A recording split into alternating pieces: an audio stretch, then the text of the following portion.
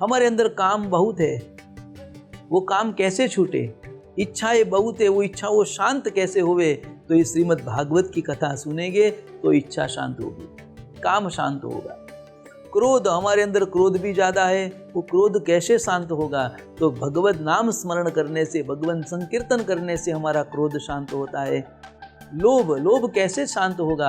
लोभ तो हमारे जीवन में प्रतिदिन हम करते हैं, पर जब श्रीमद् भागवत कथा बैठती है, कथा सुनते हैं और उसमें भी नंद उत्सव आता है, तो नंद उत्सव में हमने देखा है कि सभी जन ऐसे प्रसाद नहीं देते, वहाँ उत्सव मनाते तो ऐसे ऐसे नहीं दिया जाता। वहाँ तो नंद घेरा नंद भयो जय कन्हैया लाल की, मानी खुले हाथ से दिया जाता है। बस वही लोभ छूटने का प्रतीक है, बस वही लोभ छूट जाता है। लोभ छूटने के लिए भी श्रीमद् भागवत कथा का आश्रय लेना अनिवार्य है।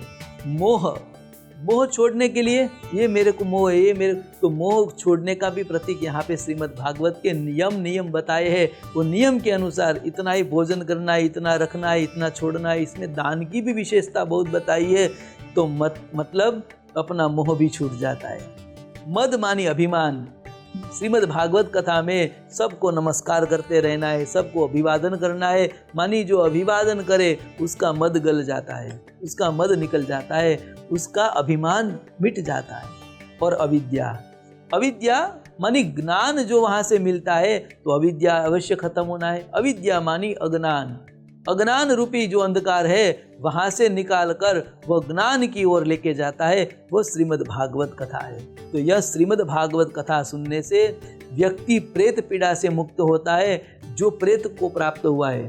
पर जो जीवित है, जो व्यक्ति जीते जी मुक्ति पाना चाहता है, वह व्यक्ति को क्या करना चाहिए? तो श्रीमद् भागवत सप्ताह सुने और श्रद्धा पूर्वक यदि भागवत सप्ताह का पारायण ज्ञान यज्ञ को श्रवण करे, तो अवश्य ही उसके जीवन में ये 7 चीजें, 7 गांठ उसकी छूट जाती है।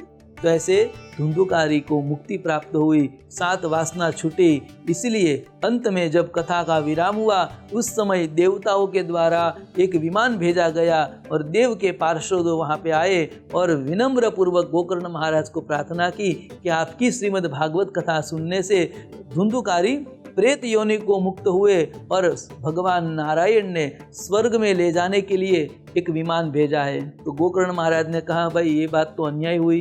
पार्षदों से गोकर्ण महाराज ने कहा कि कथा तो सभी लोगों ने सुनी, आप एक को क्यों लेके जा रहे हो? कथा तो सभी लोगों ने सुनी है, तो सबको साथ में लेके जाओ भगवान के धाम में।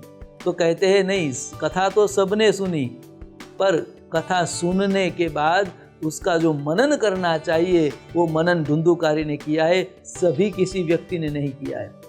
इसलिए हम धुंधुकारी को लेने आए। तो दर्शक मित्रों, यह भी बात ध्यान से सुने कि कथा जो है ना, वो कथा मात्र सुननी नहीं है, सुनने के बाद उसका मनन भी होना चाहिए, तभी हम मुक्ति को प्राप्त कर सकते हैं। बहुत से लोग कहते हैं कि हमने कथा सुन डाली, अरे डालना है तो रख, सुना क्यों? सुनना है तो रखना है, डालना नहीं है। तो बस यही चीज़ है।